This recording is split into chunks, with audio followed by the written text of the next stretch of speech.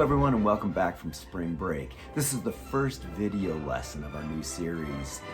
Since we can't meet at school, we'll be meeting here in Video Land, and each week I'll be giving you a new lesson. This lesson is for the week of March 23rd, and it is for the intermediate orchestra.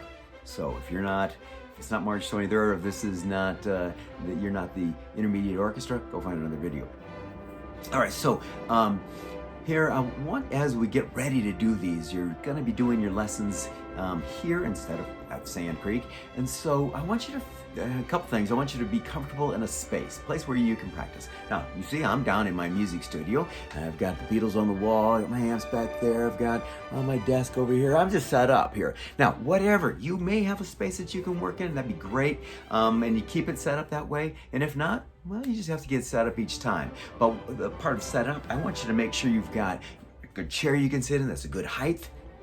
Got your music stand that you can see your music well. Got your music, got your instrument ready to go, and all the things you need. You might even want a pencil. It's always a good idea. Now's a good time. Pause the video, go get a pencil. We'll work through lessons together each week, and in the video here, and I'll have you listen to audio and play with that, and the goal is that you actually improve and get better between now and the end of the year. And so hopefully you've got all your things set up and ready to go. The one thing that it's going to be a little hard is I can't tune your instrument like I've done in the past. Now, I know some of you are getting pretty good at tuning your instrument, and that's great. You all need to now. I'm going to have you watch a little video here. It's just one that I found on the internet. You might be able to find some other ones on YouTube, but it'll give you some instruction on how to tune your instrument. Now, you're going to either need a tuner, something like what I use in class, or get a tuning app on a phone. You'll need something, piano. And if you have someone in your house that knows how to play an instrument, knows how to tune, that's of course going to be very helpful too. But let's watch this video, and I'll see you on the other side. Hello, this is a video about how to tune your string instrument. I have my violin here, and as you can hear, it needs some serious attention, and it's way out of tune. And so this is, how do I get this thing in tune? Well, first you're going to need either a tuner like this, the kind of one that I use in class, or others like this that clip on your instrument. Have an instrument at home, a keyboard or a piano. But you need something, maybe an app on your phone, to help you get in tune. Once you have that set up, then you play the string and see, is it where it's supposed to be? If I'm playing the A string, if it doesn't read an A, I have to decide, do I have to tighten it to get it up or loosen it to make it go down? I'm going to put this aside and grab my cello here and use that for the demonstration. My cello is not as badly out of tune as the violin was, but here it's a little bit out, and you can hear my A's not sounding so good. So I grab my tuner and I play the A string, and maybe you can see this. So the needle is not in the right place, the light's registering that I'm out of tune. And so I look at that, I know it's supposed to be an A, and this says, that's about a G sharp. Well, G sharp is just right below the A. So I might try my fine tuners first. So fine tuners are down here. And so with the cello, I bow and I reach around and I grab my fine tuner and I watch to see.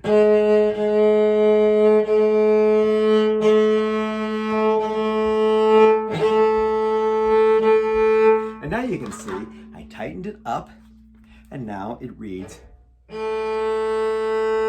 A. So it's in tune. But let's say my string was way low, and oh no, now so far I can't use the fine tuner to get it up there. So I'm going to have to reach over and use the tuner up here. And so these are called peg tuners. And so I'll play it and I'll say, oh, it's supposed to be a D, but boy, it's reading about a G. So I know that's really off. So I'm going to have to use this. Now, suppose I try to turn it, and it just goes right back down.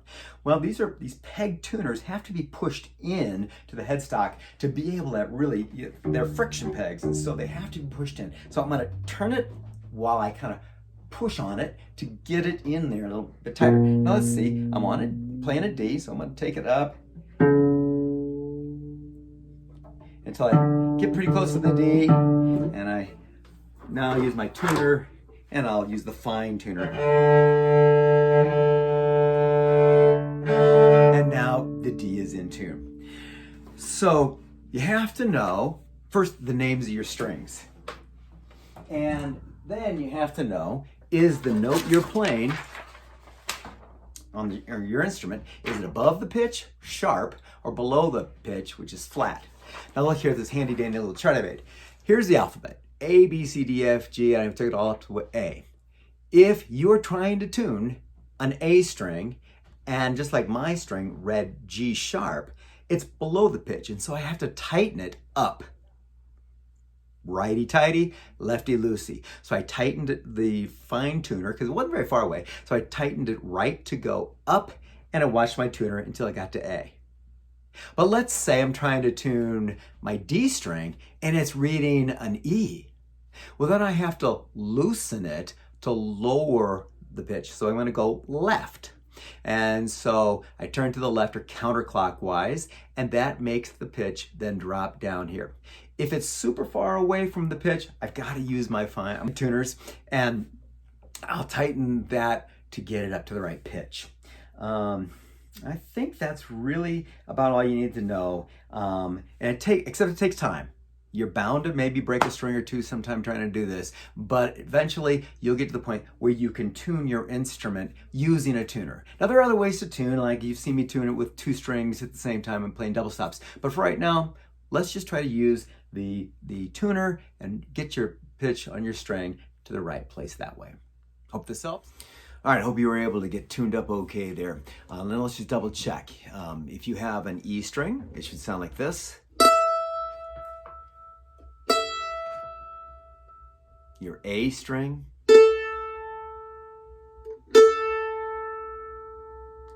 your D string,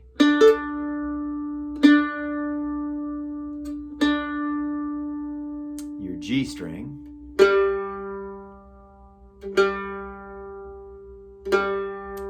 and if you have a C string, it'll sound like this.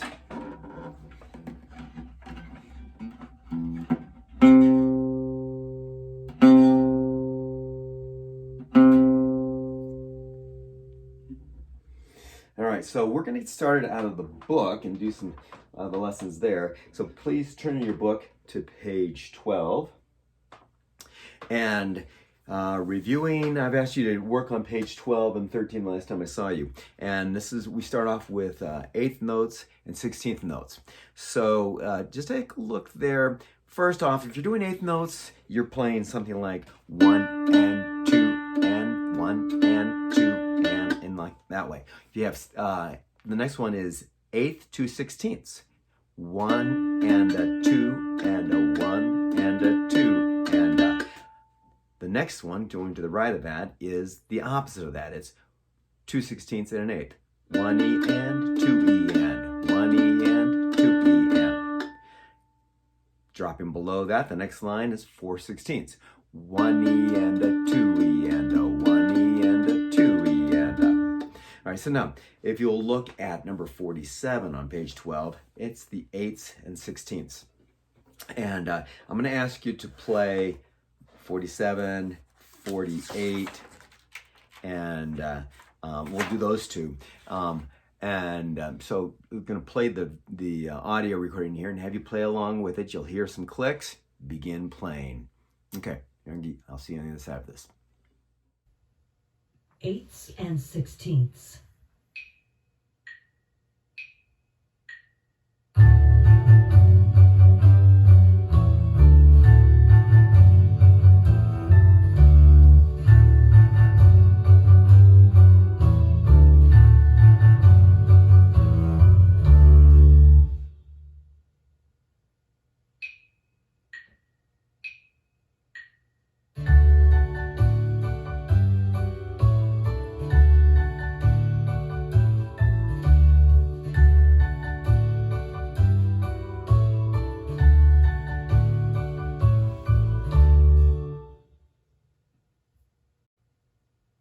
16ths, and 8ths.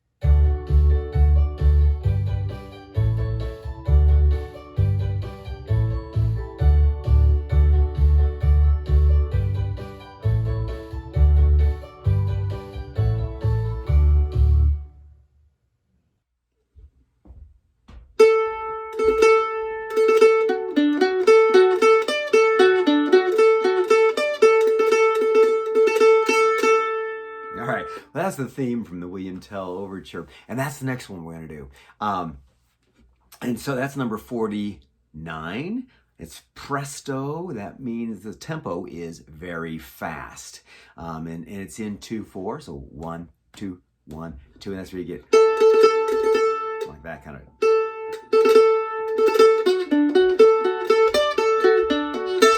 Anyway, that's theme from William Tell Overture. Check that one out, and I'll see you again. Theme from William Tell Overture.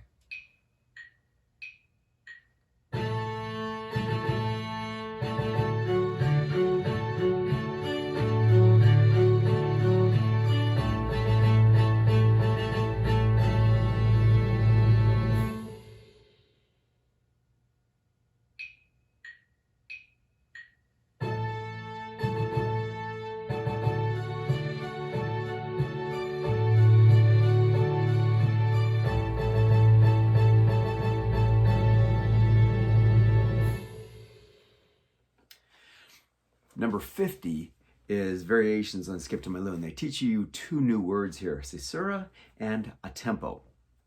Caesura means that there's a sudden change in the tempo. You know, we're going to be going one tempo and then we slow down.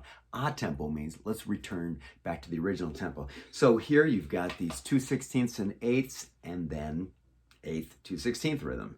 So here it is, Variations on Skip to My Lou. It sounds like.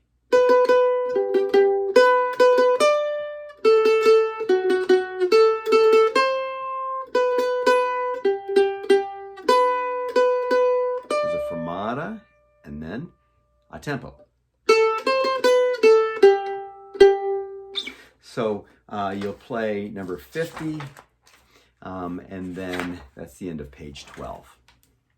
Variation on Skip to My Lou.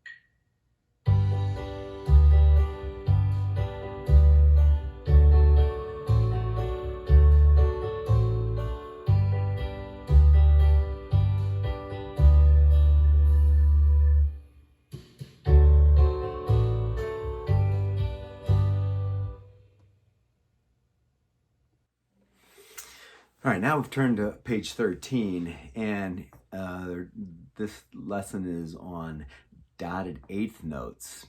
And so an eighth note gets half a beat, and a dot adds half of that. So basically you're adding 3/4 of a beat.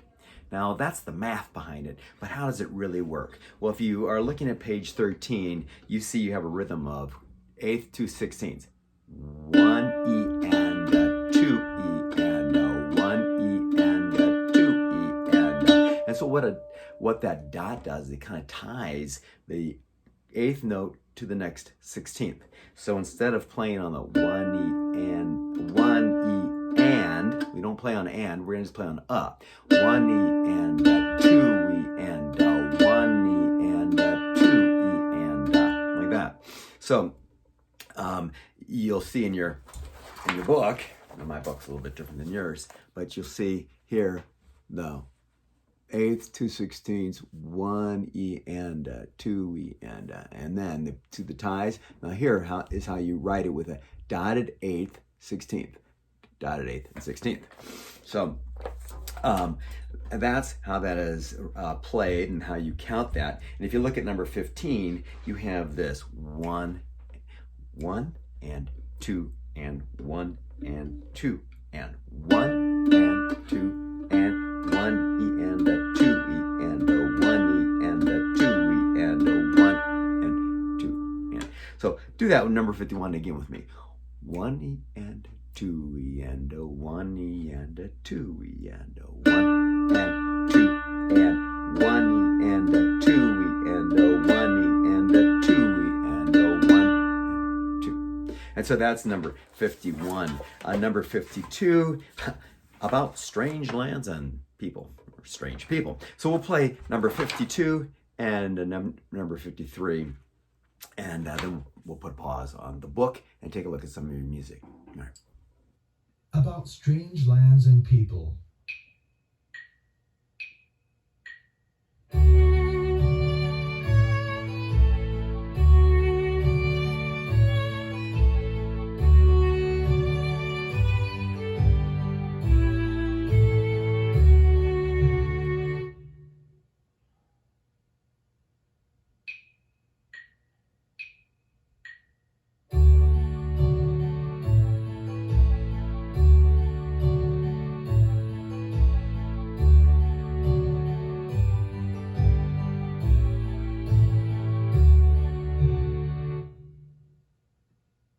Slurred dotted eighths and 16ths.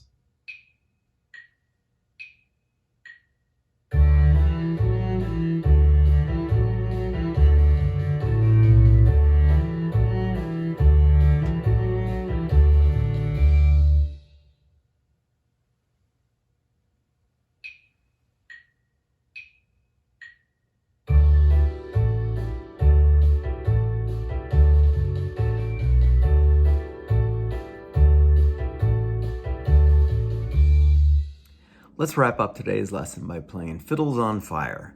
So if you go over to my website, davesguitar.net, there under Orchestra, you'll find a section called Sound Recordings.